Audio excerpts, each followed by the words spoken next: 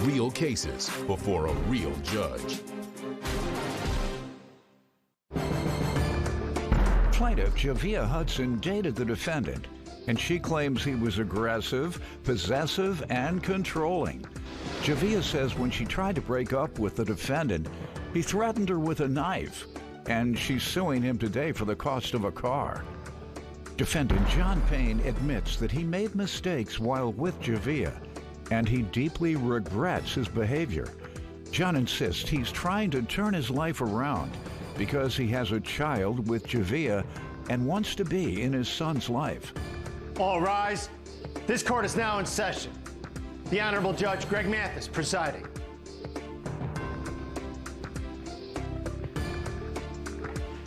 You may now be seated. Start with you. Yes, Your Honor. I've never met a man who has caused me so much pain in my life.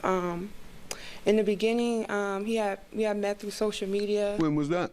Around January, I believe. Of what year? 2020. Okay.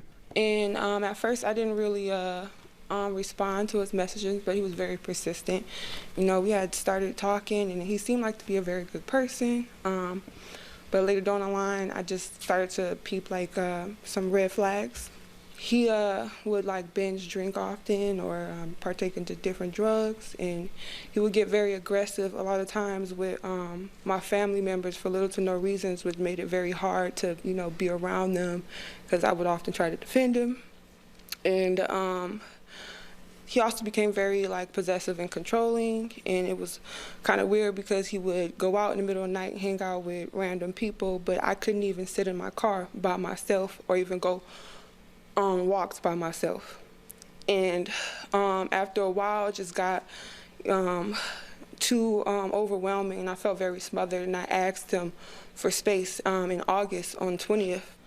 And when I had asked him for space, he immediately became aggressive and basically he had held me in captive and was threatening me with a knife.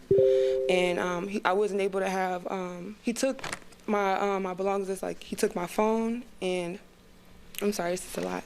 He took my phone and he took my keys, and he like drove off. And long story short, I just had to submit to the situation to de-escalate it.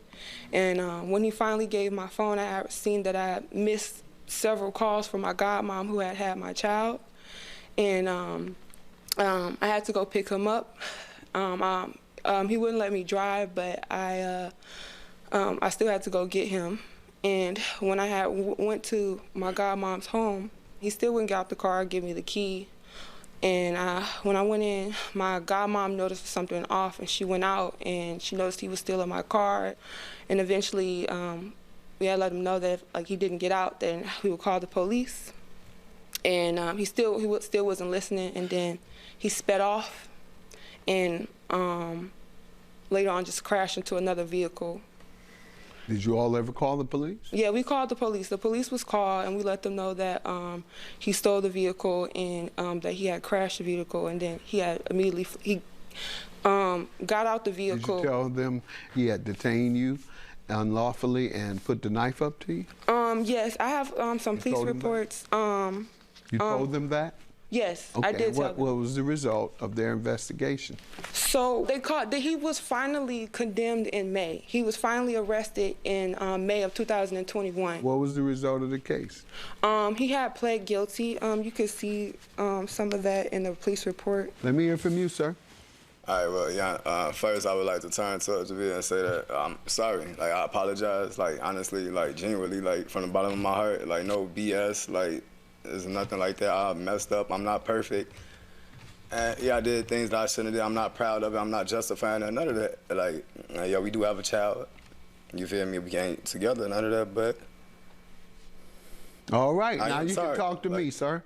What do you want to say toward the allegations? She says you were abusing her, physically and controlling her. She said all the way up until the time you broke up. In fact, you committed a violent crime against her, she says. And so that's what we're talking about. Do you want to say anything in response? I mean, I can't justify it, so it's like. Is that a yes or no? Yes, Did you do those things? Yes, I accept all responsibility. Like, I did Do you want to everything that she say said. why you physically abused the mother of your child? Do you want to tell me why?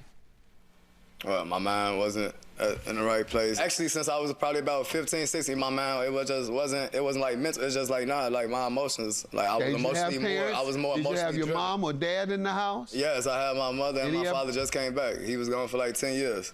So okay, for those years he wasn't. So anybody recommend counseling for you? Yes, actually, when I got out, it's mandatory that I have to do domestic abuse, domestic violence evaluations. I actually have to go down there, and that's another reason why, like, she sued me. No, I'm saying regarding the things you say go on in your head. No, not like actual like spirit. I'm just saying like. But don't I was you messed think up. you need like it? some people let your emotions get involved. I was emotionally driven. Okay, I was scared to give her space. I didn't want to give her space. You said I thought this she was has gonna be gone. happened to you since you're 15, sir.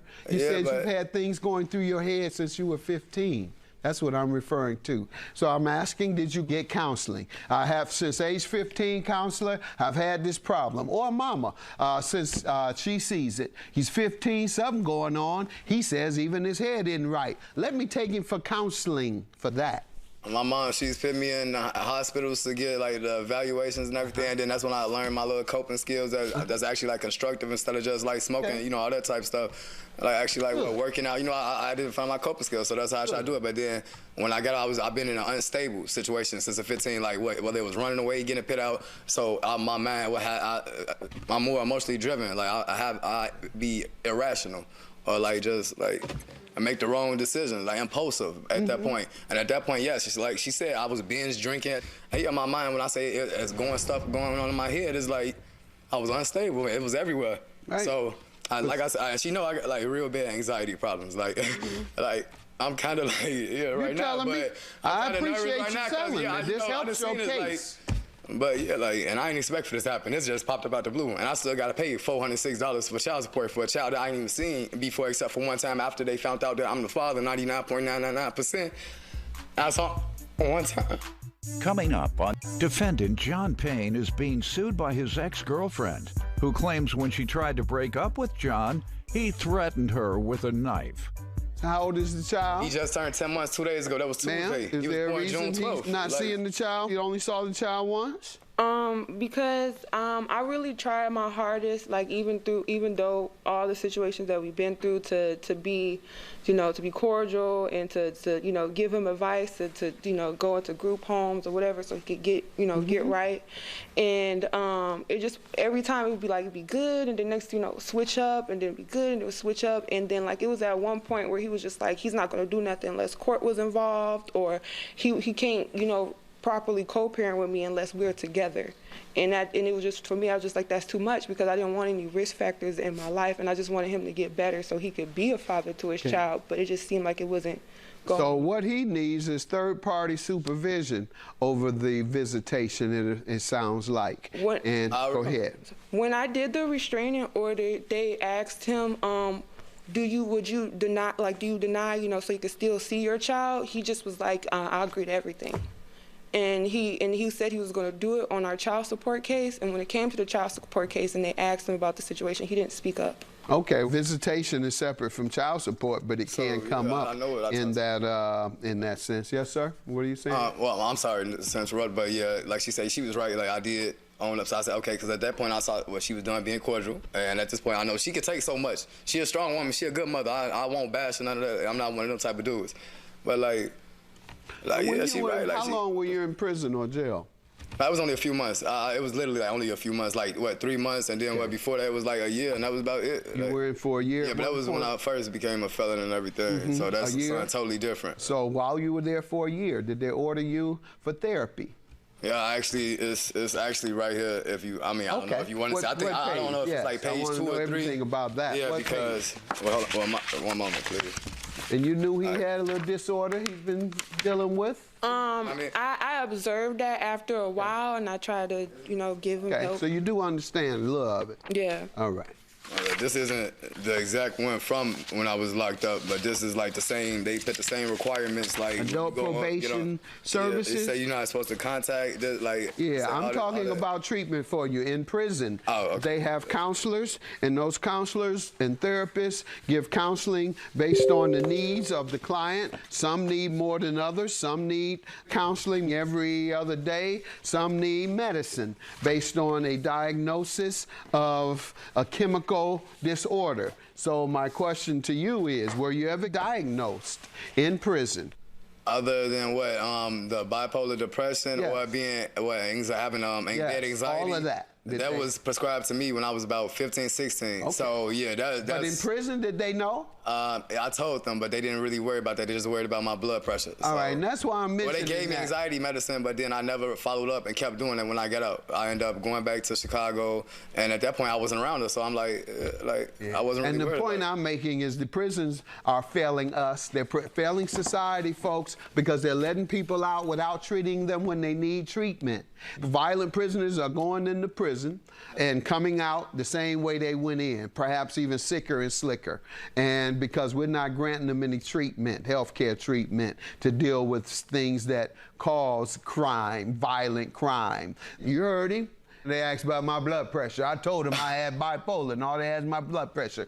I did and that's why I know so much about this, I did a national tour where the Surgeon General and I held forums regarding crime and mental health and its effect on crime and prison population. And we discovered one in prison. There's 7 federal prisons, 17% of the population are diagnosed with mental illness.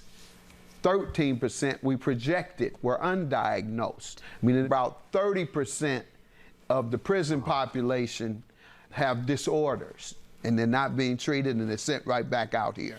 And so, once again, that's something for our elected officials and people that y'all vote for. Make sure you're mentioning it. Your sons are going to prison.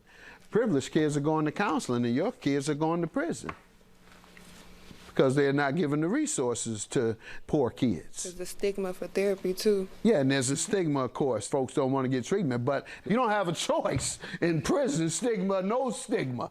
If they order that you go every month or every week or take medication and they find that you don't, then that's a violation. Stay tuned for today's DNA case. John Payne is being sued by his ex-girlfriend, who claims when she tried to break up with John, he threatened her with a knife.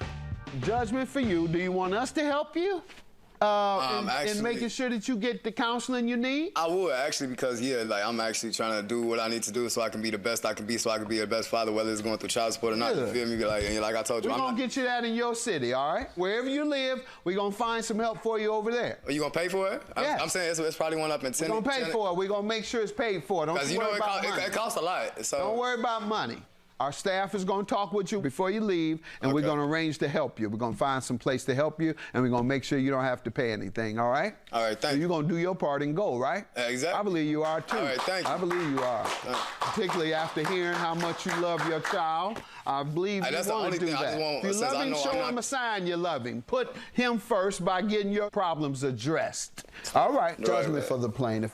Good luck to you. I just really wish that you could have been the man that you promised to be, and I really hope that you get some help and you could stay consistent so you could be the father that you deserve to be, Because I know you have really good potential. You're very intelligent, so I want you to use that and become a better person. You look lovely. I love the locks. And other than that, like, I just want you a good mother at the end of the day, Javier. Like, I never said what you had 2 on your own. The other one came with me. It didn't work out, but I know I wasn't the man that I was supposed to be. When I'm working on that, I take each and every day, like, you probably taught me, you like take each and every day, try to be a better person than I was yesterday. I learned that, like, low-key from you feel me? So, yeah, I'm just, even though I'm not there and I would like to be, the child more important. So, and I know you're a good mother, so you're gonna do what you need to do, and that's the only thing I ask. Even if I can't be with you like I want to, you feel me? Just do your stuff, handle your business as a woman, like you've been doing. And don't let whatever we got going on ever be taken out on him, still treat her, yeah, let him be our first love, you know. And don't forget to do this for yourself, okay? Not just your child. Most importantly, your child, but do this for yourself too, okay? Plaintiff Ryan Dobbins says his biological father was never in his life, and the last time Ryan saw him was when he was 6 months old. Ryan claims last year he discovered that the defendant may be his half-sister, so he petitioned the court for a sibling DNA test. Defendant Robin Wall says she's heard about a potential half-brother for years, but she didn't meet Ryan until recently. Robin believes there's a good chance they are half-siblings, and she's eager to find out the results today. And we're here today to conduct a sibling DNA test, correct? Yes, Your Honor. All right, we know what that means, whether you're brother and sister, so start with you. Well, for many years I've heard about having potentially a half-sister. It's emotional to me, not knowing almost 32 years and the understanding of it. I didn't know my biological father. Last time he saw me, I was 6 months old. Ironically, when he found out that I was coming to petition the court for the sibling DNA, he decided to call me. Almost going on 32 years later. Within 1 week, there was 2 phone calls. And one message that I got from him, voicemail, was pretty hostile. He knew you were coming on today. Yes. So he was concerned about his reputation. Yes, Your Honor. That he had ruined. Yes. He had ruined it. All you're going to do is tell it. He did it. Some people kill me when they say, you ruined my reputation by telling what I did. No, you ruined your own reputation by doing what you did. Yes, Your Honor. Right. So that's okay. He was worried that he had ruined his own reputation and it was going to be Yes, pretty much, Your Honor. Yes. Raised by a single mom. Good household. My mom was very strong. How many siblings did you have in the house? Just me. Okay. Just me alone. Had a wonderful stepdad. Actually, today is their 22-year anniversary. Great. What's the name? Jason. Jason, happy anniversary. And Kathy. Man. All right, Jason and Kathy, happy 22nd. 22nd. Yes, Your Honor. Thank you. She will love that also. The real father. Yes, that's my pops. That's why I said that. Yes, Your Honor. Father's the one that is a father to you. It sure is. Yeah, not just a sperm donor. Nope. Go ahead. It's kind of rough and emotional. Take your time. Just knowing. Could have been, for sure, the big brother. For sure. Just, there's that gut instinct and the feeling of it. As a teenager, that's when I started hearing more and more. My mom is speaking, you have a half-sister. I did not know how to go by finding her. Your mother didn't try to lie to you or anything? No, my mom is. Most of the people, and when your mother sees this, she'll know this is a compliment. Most of the folks that come in here in this situation, where they're not sure about siblings and biological relations, most it's because one of the parents won't admit or just keeps the child in the dark. And so hats off to your mother for not keeping you in the dark like most that come in here. They've kept the child in the dark even though they've known. Just go on ahead. You don't need to tell you. You don't need to know about all that. Just go and live your life. Don't worry about what happened before you got here. So, compliments to your mom. Coming up, the DNA test results. People of 100% African hearing it finally respond. About November last year, I was watching your show at work also, watching you, about DNA. So, sitting there at work, I decided to look up my biological father on social media. I came across his page, was going through, and the defendant, her page stuck out to me. So I decided to send her a message. As in, hey, probably awkward for the both of us sending it. Do you know this gentleman by chance? And we just kept going on about it. Questions after questions. I'm just ready to know for sure, after hearing this all these years, if I finally found my half-sister. And it hurts. Because I could have been that big brother. What do you have to say? I'm here today because I want to find out if he is my brother. I would love to find out. I've been waiting for years. I've heard about Ryan. That's what I was going to ask. What type of things have you been hearing over the years? Over the years, from my mother and my sister, they both have told me about Ryan. So I've known about him since I was about like 8. And then said that he was your brother? Half brother. Yeah, by my father. And then it didn't really like hit me until I was about like 17, maybe 16. Then I wanted more answers. But I didn't know where to look. I didn't know his last name. All I went was off Ryan. You know, there's a lot of Ryans out there in the world. So I was having a really hard time. But my sister actually found our father with 3 numbers, and I actually called one of them, which was our father. And that was in 2021. And then a couple months later, I get a Facebook message from Ryan asking about our father. And I just kind of cleared some things up, like I don't know him, I haven't seen him since I was 4 years old. I haven't heard from him, and you know, it's been really hard, especially, you know, on a young woman as myself, growing up with I had a stepfather, but I knew he was my stepfather. I knew he wasn't my biological father, but I looked at him like he was my Who father. Did you feel you were missing? My biological father. Why? Just because the difference. I was dark hair, dark skin, a little bit of an accent. My other ones, my mom, there's 7 of us. So I'm the only one that's like got the dark hair and the dark eyes, and everyone else has got the fair skin, green eyes, either blonde hair or light hair, you know.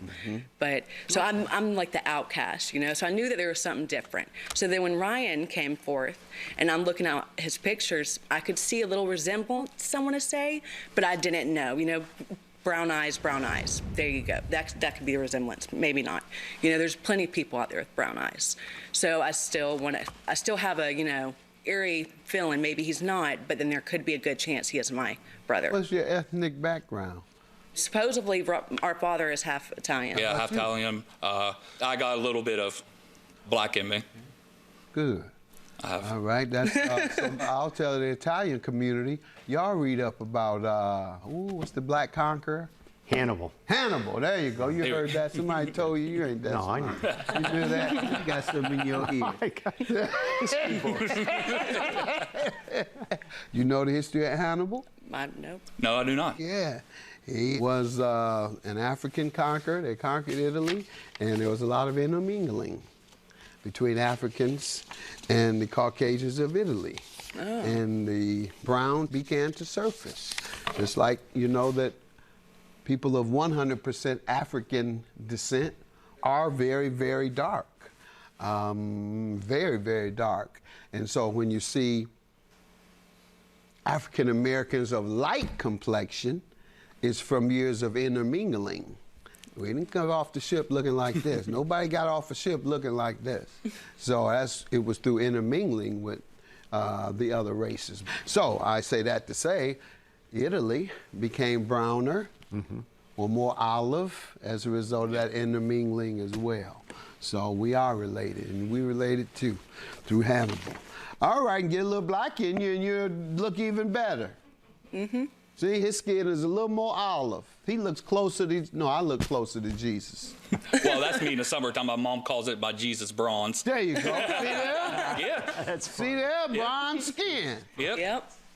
See, that's what the Bible says. Don't get mad. You Irish Catholics get mad when y'all know that Jesus was a black man. No, Jesus was Irish.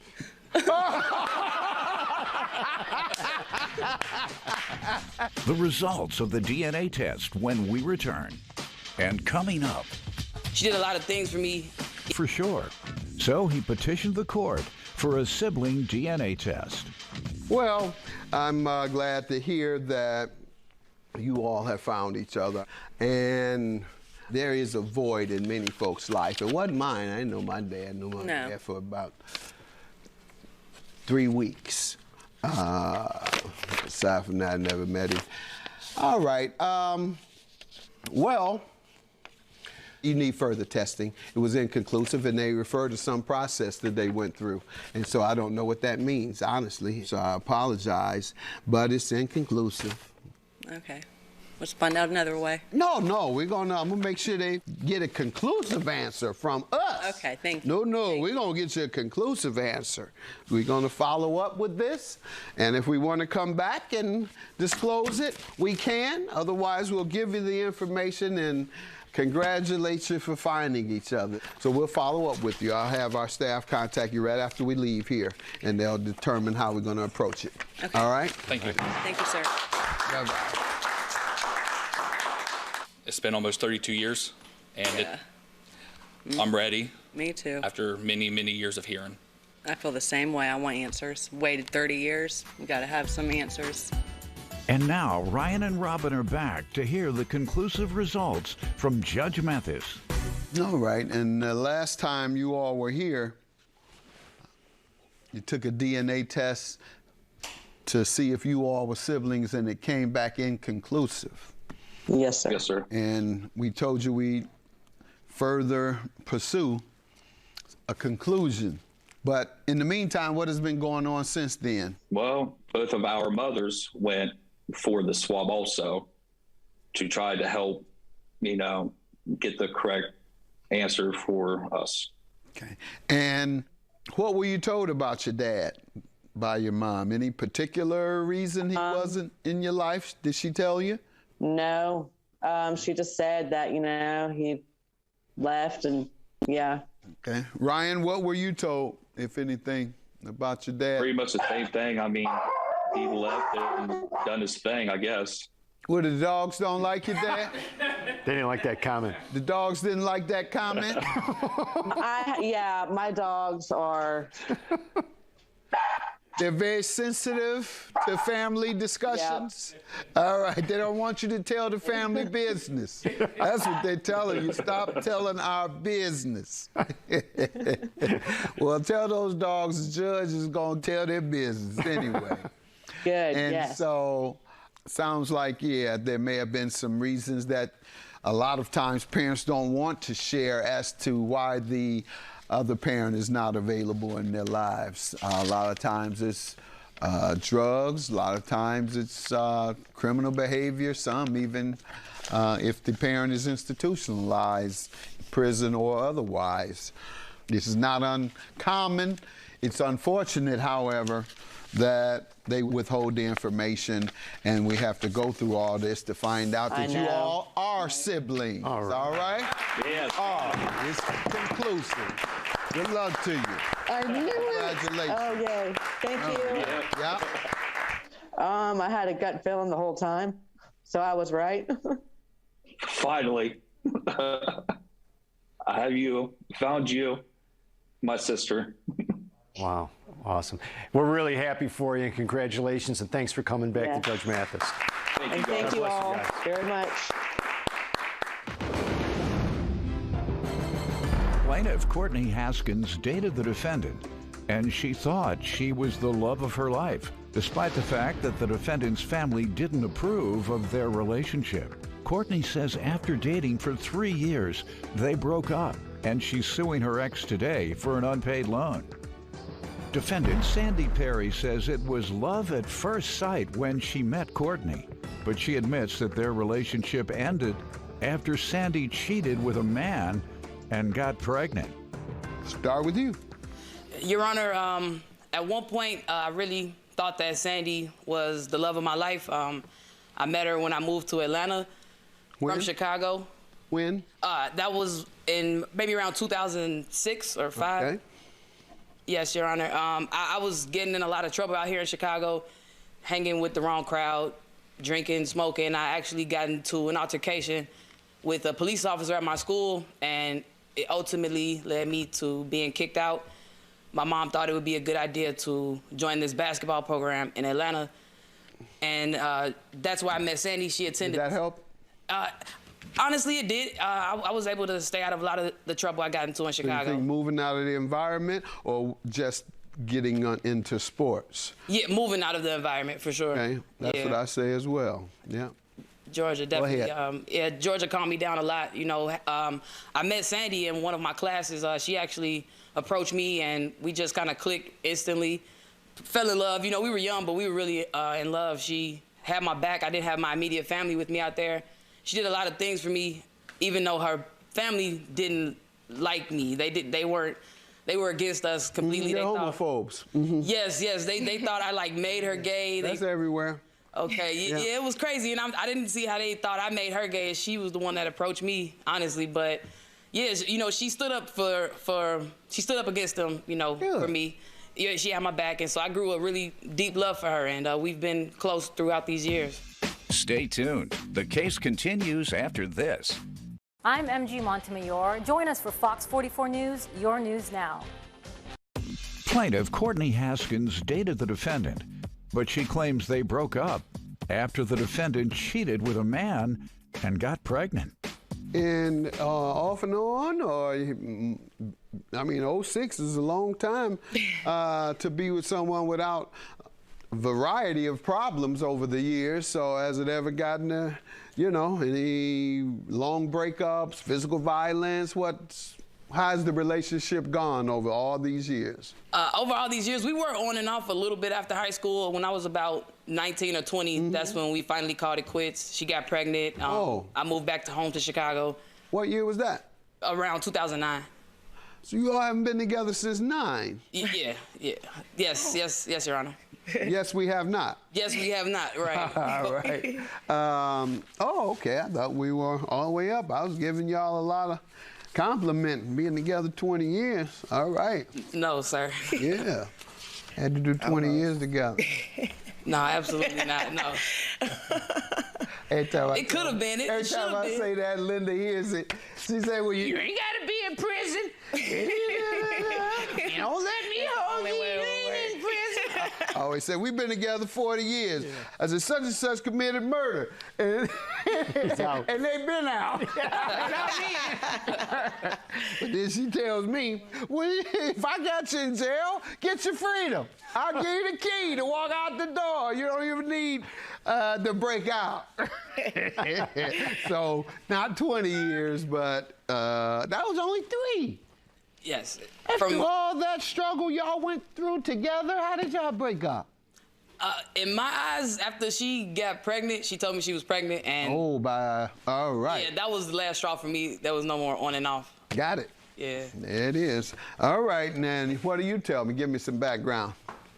Well, I moved to Atlanta from a conservative state, Connecticut.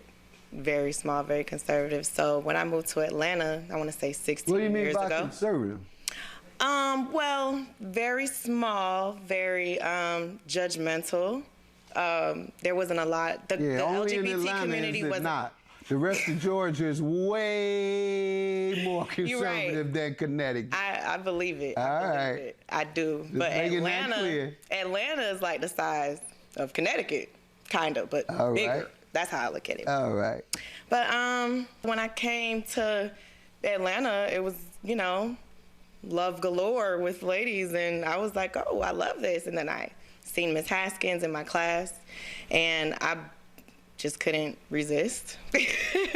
I had to approach because I was like, you know, I just moved out here. I'm kind of lonely, even though it hasn't been that long. You know, when you're young, your hormones just rage. So, yeah, I had to snatch that up. So you all were seeing each other from 06 to 09? Yes, we were. We were seeing each other from 06 to 09. And you know you were seeing men also? Yes. Okay, she knew. I had a. Right. Did she know you were? Did you? No, she didn't know. She didn't know. You said yes. No, I'm sorry. I thought you asked me a different question. What do you think I asked you?